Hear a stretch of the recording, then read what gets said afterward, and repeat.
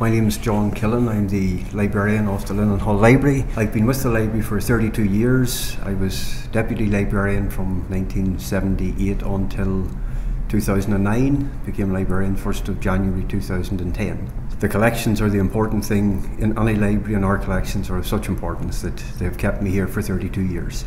The Mulholland Library is an independent subscription library, and it was founded on the 13th of May 1788 as the Belfast Reading Society. And we are very fortunate in that we have the manuscript minutes of the society going back to the 13th of May 1788. This is the copy with the signatures of all the founding fathers. There we are, Belfast Reading Society, the rules of the society, which ran to 15 rules, and then dated 13th of May 1788, and these are the signatures. Robert McCormick, his brother James, gunsmiths in Belfast at that time. Robert Carey was the first librarian. He was a house painter, and he became first librarian because he allowed the front room of his house to be used to hold the collections and to hold the meetings. Roger Mulholland was the first president of the library.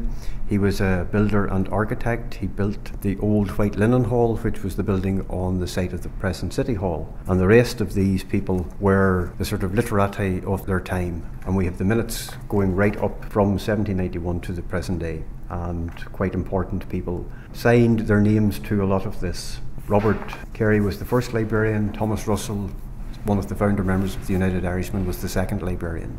Henry Joy McCracken was a committee member in the 18th century, and as we know, led the insurgents at Antrim during the 98 rebellion, was hanged in High Street. Thomas Russell, unfortunately, involved himself in Emmet's rebellion of 1803. He was tried for treason and hanged in Downpatrick. Thankfully, the only two people connected with the library to have been hanged to date.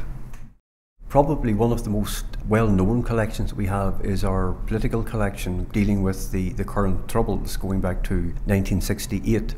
But we have material going back much further, back into the 18th, 19th, 20th century. One collection that we have, which is a very attractive collection, is a collection of political postcards in the late 19th, early 20th century, right up to the present day. It begins with a very rare set of Republican cards that were printed in Belfast around 1905, 1906 by the Dungannon clubs. And then we deal with the Belfast strike of 1907, and this is James Larkin. And then we have cards to do with the anti-Home Rule period with Carson and Redmond and the gun running to Larne.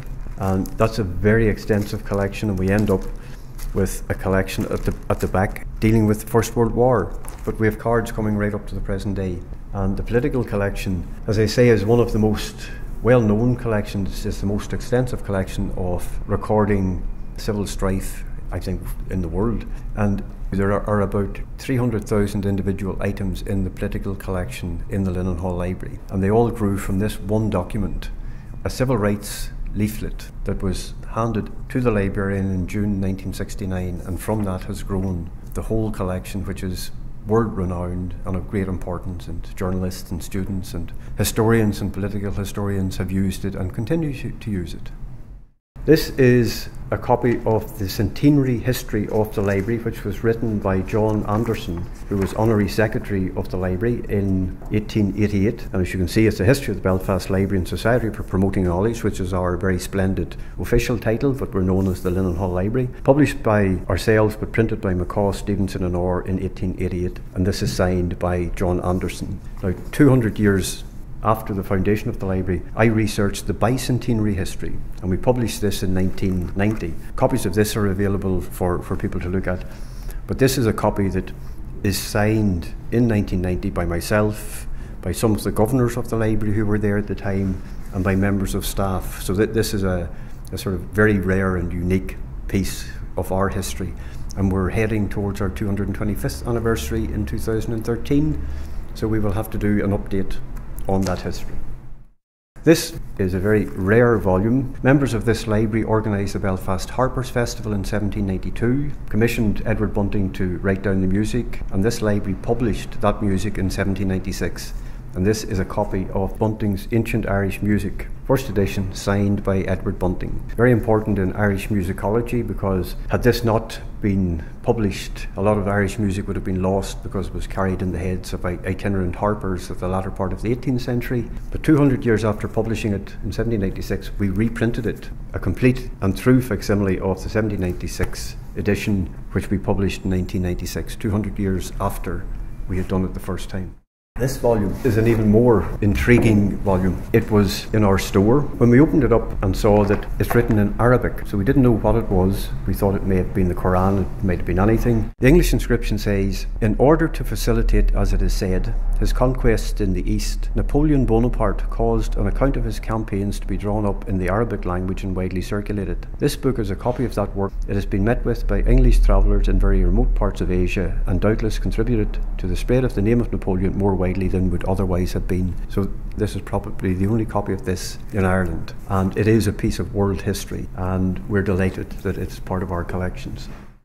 The library was extended 1998-99. We reopened the extended library in 2000, and our central remit obviously is Irish and local studies. And just after we reopened, we were offered an iconic harp made in Belfast by the McFall brothers, or the family of McFalls, and it's here now, centre stage, because it just epitomises what the library is about. The harp of Erin, going back to Bunting's Harpers Festival, but also representing Thomas Moore and our collecting policy in Irish studies. While the library was founded in 1788, we've only been in the Donegal Square North building since 1892, and before that we were in Ann Street, Donegal Street, and then for most of the 19th century in the White Linen Hall on the site of the present City Hall. The reason we came to Donegal Square North was in 1888 the town of Belfast became the city of Belfast, and the Marquess of Donegal wanted to give the site of the present City Hall to the new city as a pleasure garden, and we had to move.